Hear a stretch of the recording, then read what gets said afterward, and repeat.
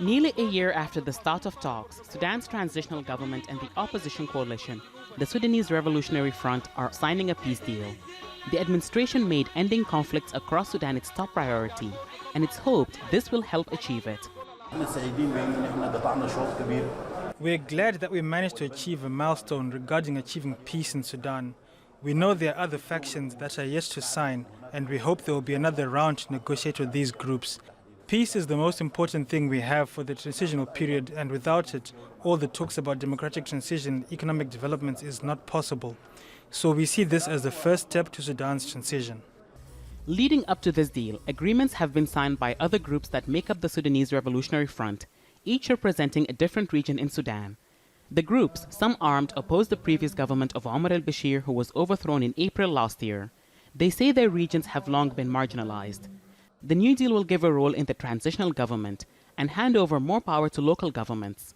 It also paves way for the formation of a transitional legislative assembly. The deal, mediated by South Sudan, would also restart Sudan's 39-month transitional period. We affirm the commitment of South Sudan and Sudan's journey to peace, because Sudan peace is South Sudan's peace. There are still 2 more groups that are yet to sign a deal, and we will continue on the issue of peace until there is a comprehensive peace in Sudan. We don't want any more war in Darfur. Negotiations to end the conflict in the western region of Darfur has taken the longest. The war there began in 2003 and has resulted in the deaths of 300,000 people and the displacement of 2 million. The forces of the armed groups will be integrated into the Sudanese army. Reparations will be paid to those affected by the conflict, and those displaced will be allowed to return home. We've been in these camps since 2004. We want the conflict to end so we can go back to our harvest and to our ancestral home. But we've not been properly consulted on the deal that's taking place or represented, and so we're concerned it may not hold. The deal is not the first attempt at peace in Sudan's conflict zones. But Sudan's transitional government and the Sudanese Revolutionary Front say this time there's political will to make it last. Well, Heba Morgan is live for us now in Khartoum. Heba, what more can you tell us about this deal? I'm thinking particularly about what the various groups wanted versus what they actually got.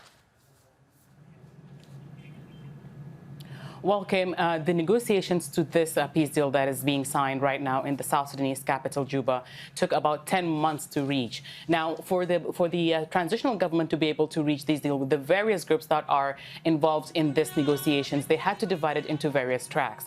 That's because not all the members of the Sudanese Revolutionary Front, which is signing the deal, are armed, and most of them had different grievances and different demands.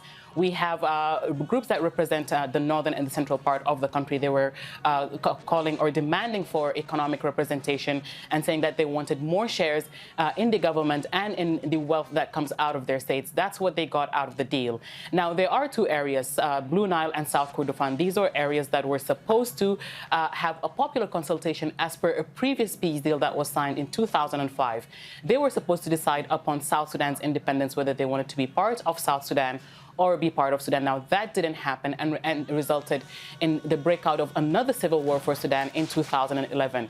What they got out of this deal is that they will be granted self-autonomy, and the wealth that comes from those 2 states, South Kordofan and Blue Nile, will be shared between the government and the local government, between the federal government and the local government. As for the Darfur groups, they've been demanding reparations, and they've been demanding more economic development and more wealth being shared between them and the federal government. That is something they got, as well as their armies or their armed groups being reintegrated into the national army throughout the transitional period, which is set to restart with this deal now being signed. So it looks like most of them got most of what they wanted. The negotiations has been very complicated. It had halted several times between the groups and the government, but it looks for now that they say that they're set to start a new transitional period and a new phase and open a chapter that is of peace. Sounds like a real mammoth task just even getting to this point. What happens next? Now, what happens next, Kim, is for these groups to come back to Khartoum. Let's remember that most of these members of the armed groups have been out of Sudan since the war broke out in Darfur and the war in Blue Nile State and South Kordofan. So many of those members have not seen have not set foot in Sudan for a long time, or have not seen the capital Khartoum. Because as per the deal, there will be a reconfiguration of this transitional government, and the Sovereign Council will be expanded, as well as armed groups getting representation in the federal, in the ministries and in the Legislative Assembly. We'll be seeing members of those armed groups coming back to Khartoum. But before that, we're expecting to hear an announcement from the head of the Sovereign Council, Abdel Fattah al-Burhan, who is right now attending the peace deal in Juba, the signing of the peace deal in Juba.